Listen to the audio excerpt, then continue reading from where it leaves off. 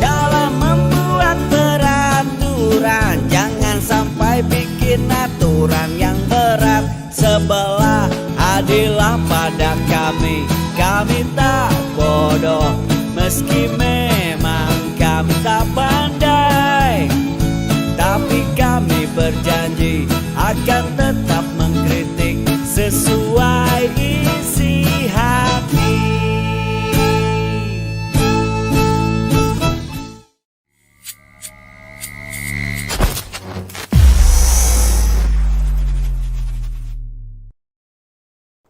Bismillahirrahmanirrahim. Assalamualaikum warahmatullahi wabarakatuh. Salam perubahan, salam kedaulatan rakyat. Sahabat Ajet channel semua, hari ini kita mendapatkan kabar yang ngaco. Jadi respon pertamanya adalah otak di mana? Jadi Grace Natali di Cokro TV, kita nggak perlu tonton videonya di Cokro TV ya. Kita simak aja dari kabar berita yang sudah dalam bentuk teks. Ini siapa? Grace Natali, mantan ketua PSI, sekarang jadi wakil ketua Dewan Pembina kalau tidak salah ya, mengancam Anies Baswedan akan didemo oleh FPI dan HTI jika, jikanya ini akan kita bahas. Tapi kok bisa-bisanya seorang Grace Natali mengancam Anies mengatasnamakan FPI dan HTI? Otaknya di mana? Saya kira dia sudah mulai stres ya ketika melihat ternyata gelombang Anies Baswedan semakin besar keinginan rakyat untuk dipimpin oleh beliau. Dan kita tahu tugas PSI ya, partai seputaran ibu kota ini, memang harus mendegradasi Anies Baswedan. Bahkan di awal pertama Anies Baswedan menjabat sebagai gubernur DKI. 5 tahun dihantam terus-terusan. Saya kira hampir tiap hari semuanya bicara ya. Raja Juli, kemudian Giring, Grace, yang lain-lainnya. Sampai pada satu titik ketika orang-orang PSI sendiri akhirnya nggak kuat lagi gitu. Kenapa saya harus menghantam Anies Baswedan padahal dia berprestasi, padahal dia jujur, dia amanah. Akhirnya kan pada keluar. Dan seperti siapa? Surya Chandra ya, petinggi dari PSI, sekarang berada di barisan Anies Baswedan. Nah ini Grace makin stres kayaknya ya. Grace makin stres. Harusnya judul thumbnailnya itu ya, Grace makin stres. Kita lihat, Grace mengancam FPI dan HTI akan demo jika Anies. Jika Anies apa? Kita simak beritanya dari gelora.co. Prediksi Anies, prediksi Grace Natali. Ini prediksi atau ancaman ya? Tentu insinuasinya kita mendengar seperti ancaman. Prediksi Grace Natali jika Anies menang Pilpres .2 akan ada demo besar-besaran dan berjilid-jilid. Oke, 4 Februari kabar hari ini. Mantan Gubernur DKI Jakarta Anies Baswedan terus dituding bermain politik identitas demi meraup keuntungan suara dalam pemilihan. Gampang ya kalau nanti sahabat Ajet channel semua juga mendapat pertanyaan dari sahabat, dari rekan siapa. Mau Pak Anies Baswedan kan mainin politik identitas. Mana buktinya? Itu saja udah cukup. Karena sama sekali berkebalikan. Tidak ada. Yang mereka yang menuding-nuding politik identitas, mereka lah yang sedang melakukan politik identitas. Itu dalam frame ya, bahwa definisi politik identitas adalah menggunakan identitas terutama agama, tentu biasa yang dimaksud di sini untuk keuntungan pribadinya, untuk kepentingan politiknya. Nah, di mana Pak Anies melakukan itu? Justru kalau dibilang Pak Anies memanfaatkan masjid segala macam, dari dulu Pak Anies sudah biasa berceramah di masjid. Jadi nggak ada masalah gitu. Nah yang aneh itu yang nggak pernah ke masjid, tiba-tiba datang ke masjid bagi-bagi sembako dengan gambar wajahnya di goodie bag, bagi-bagi sarung dan sebagainya. Itu yang mestinya disematkan sebagai politik yang memanfaatkan identitas agama. Padahal kalau saya ingat dulu, saya kira di zaman Rasul itu ya masjid itu menjadi ruang diskusi, menjadi ruang pengaturan strategi untuk berbagai macam hal termasuk politik. Selain dikaitkan dengan politik identitas, Anies pun dikatakan mendapatkan dukungan besar dari dua organisasi masyarakat Islam yang dianggap intoleran, FPI dan HTI. Itu juga sama, intolerannya sebelah mana? Kalau FPI yang lama, ya FPI yang lama yang dulu banyak melakukan apa namanya sweeping di tempat-tempat maksiat, itu kan juga sudah dilakukan dulu koordinasi dengan polisi. Polisinya tidak bergerak, ya mereka yang bergerak sebagai dakwah, prinsip dakwah yang dilakukan amar ma'ruf nahi mungkar. Begitu ya. Wakil Ketua Dewan Pembina Partai Solidaritas Indonesia Grace Natali pun menyatakan bahwa kelekatan Anies dengan dua ormas itu akan membawa peristiwa tidak baik. Grace Natali yakin bahwa FPI dan HTI akan menuntut hak mereka kepada Anies karena loyalitas yang mereka berikan, dan Anies akan sulit menolak karena dampak besar yang mungkin ditimbulkan. Kita lihat, saya banyak sekali sahabat-sahabat saya, teman-teman dekat saya di FPI. Ya, HTI juga lah ya, kita bisa katakan demikian. Dan mereka sampai detik ini tidak ada satu kata pun menyatakan dukungannya kepada Anies. Berbeda ketika Pak Anies mau menjabat sebagai gubernur Jakarta. Itu memang ada. Nah, faktanya apakah FPI dianak-emaskan oleh Pak Anies di Jakarta? Kan tidak juga. Ketika FPI diberangus oleh pemerintah pusat, apakah ada pergerakan dari Pak Anies? Kan tidak juga. Apalagi sekarang FPI dan HTI tidak ada sedikit pun.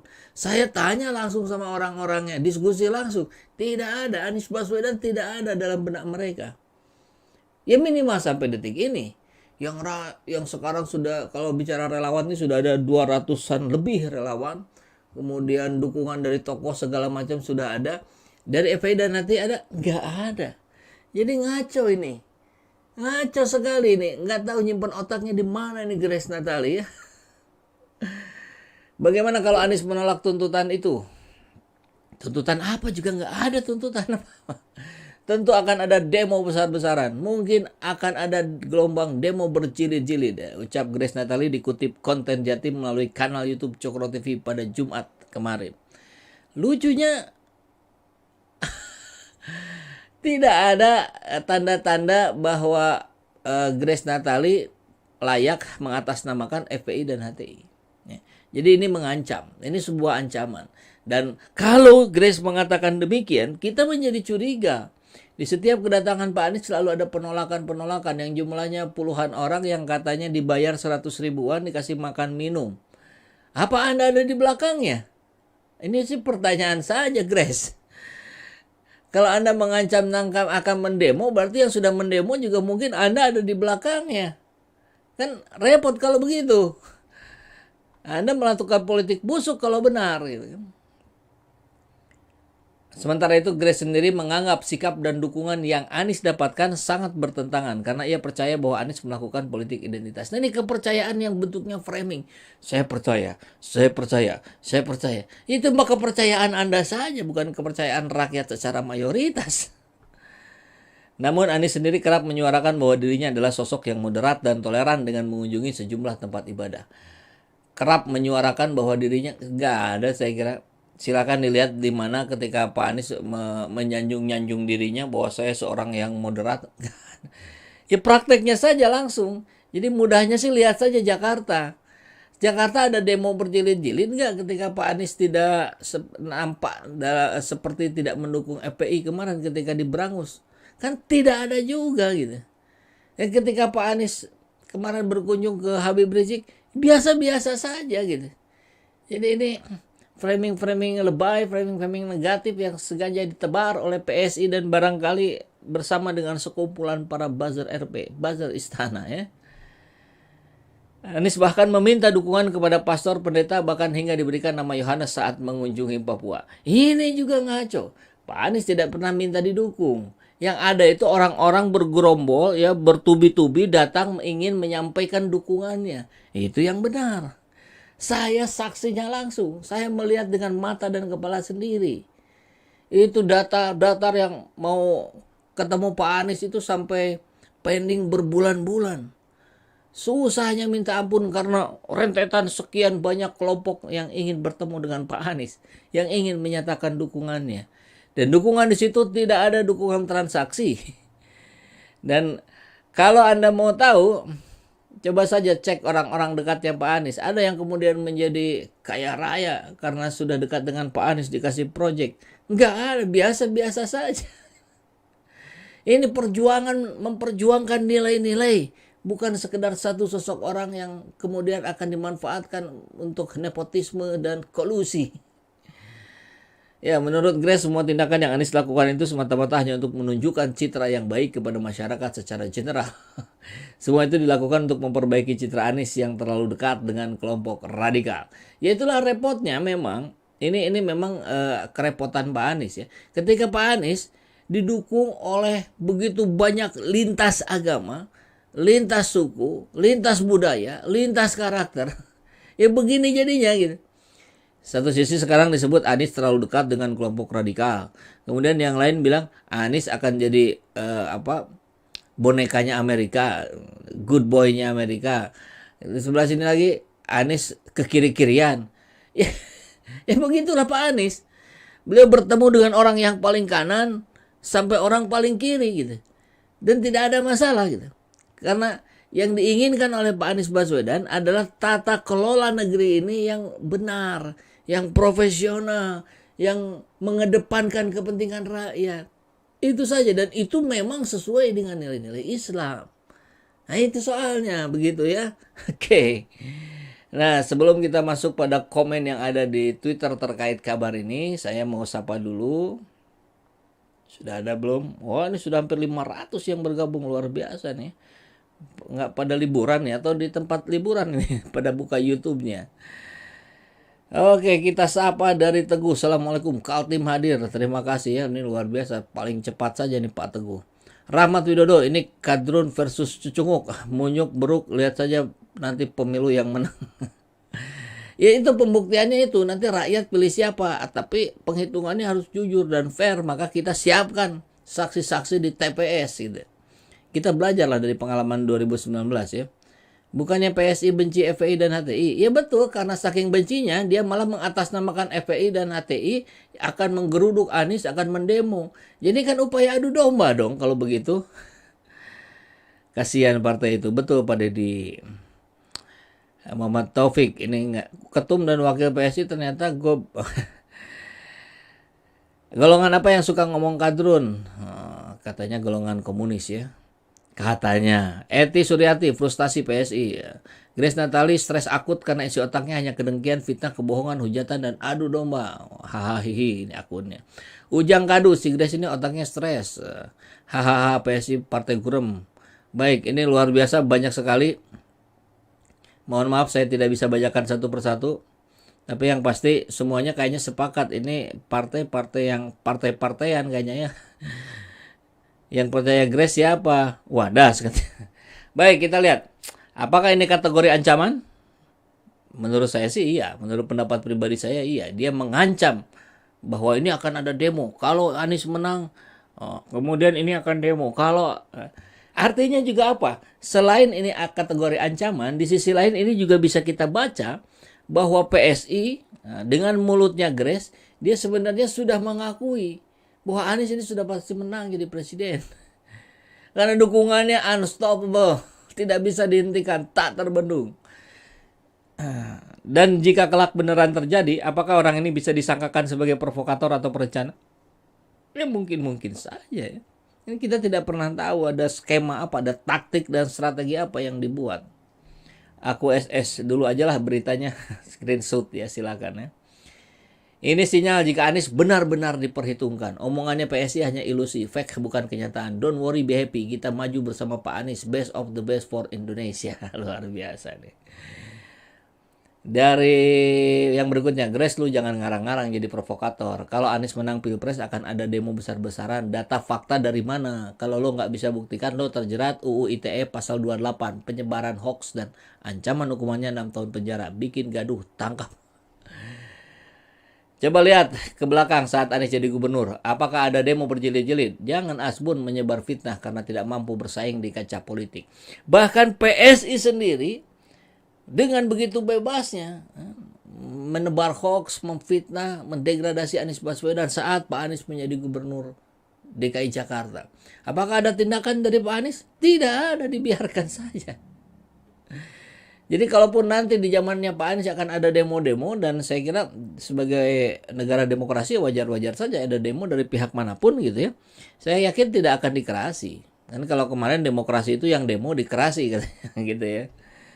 Nggak salah banyak teman-teman Anda yang cabut dari partai Anda dukung Anies. Gimana tuh? Nah ini harusnya Anda berefleksi, Anda berkontemplasi, Anda berpikir, mengaca lah gitu ya bahasa mudanya. Anda berkaca dong gitu. Sahabat-sahabat Anda saja banyak mengalihkan dukungan ke Pak Anies ketika melihat sosok ini. Oh ternyata setelah dibully, di segala macam, tetap saja gitu semakin moncer. Artinya memang di situ ada yang bagus dari sisi Pak Anies. Hihihi, mereka bukan demo tapi merayakan kemenangan Anies. Mana mungkin cebong mau demo kalau tak ada nasbung dan duitnya. Framingnya nggak asik nih, pakai data apa? Survei abal-abal. Udah jelas Anies setiap kunjungan selalu disambut hangat. Ya memang ini framing. Yang dilakukan oleh gaya-gayanya Grace ini adalah framing untuk nanti membuat pengaruh. Terutama kepada pengikutnya ya. Yang nanti berharapnya disebarkan kepada masyarakat lebih umum. Emang siapa lu Grace? Mungkin nanti ada yang demo hanya butiran cacing kurap kayak lu. Anda Grace sebaiknya liburan dulu. Benar juga, apalagi ini hari Sabtu ya. Sabtu, Ahad, weekend, libur dulu lah. Mungkin Anda lelah berpolitik sambil fitnah-fitnah Anies. Biar kami minta Pak Anies biayai liburan kamu. Kasihan. Ya duitnya ada lah. Kan katanya di belakangnya ada pengusaha yang sangat besar itu loh. Banyak ngomong, diurus dulu itu giring, diajak belajar kelompok biar tahu bedanya kritik dan saran. Oh iya, masih ingat ya bagaimana giring waktu tempo hari ditanya Najwa ya, dimintain kritik malah memberikan saran. PSI, coba kritik, autokritik buat PSI. Ya saya berharap PSI ke depan. Lah itu mah bukan kritik. Oh bukan ya katanya. Kirain setelah itu dicopot dari ketua PSI, tapi mungkin nggak ada yang mau lagi jadi ketua PSI. Banyak oke, kodok apa? Mulut, gak apa-apa demo berjilid-jilid. Bagaimanapun Indonesia negara demokrasi, siapapun boleh mengutarakan pendapatnya. Ya betul, baguslah.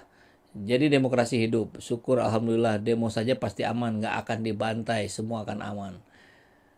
Oke, nah ini grupnya mereka juga bilang ya, saat jelang Pilgub DKI mereka berteriak Jakarta bakal seperti Suriah kalau dipimpin oleh Anies Baswedan. Dan apa ya buktinya? Bukan seperti Suriah, tapi Jakartanya meriah. Menjelang Pilpres masih dengan narasi yang cenderung sama. Semoga dengan hasil yang sama juga tentunya, insya Allah. Ya begitulah ya. Kebenaran akan menemukan jalannya sendiri. Baik sahabat Ece Channel semua, itulah diskusi kita singkat di pagi hari ini. Dan kita tidak bisa biarkan orang-orang yang begini ngoceh ngaco terus menerus. Kenapa? Ini prinsipnya, karena mungkin saja kita sih udah pasti tidak percaya gitu. Ini sebuah framing, tapi bagaimana dengan sahabat kita, tetangga kita, saudara kita yang tidak begitu mengenal dunia politik? Bisa jadi mereka terpengaruh. Maka itulah pentingnya kita memberikan counter terhadap narasi-narasi yang menyesatkan seperti ini. Begitu ya. Assalamualaikum warahmatullahi wabarakatuh. Salam perubahan, salam kedaulatan rakyat.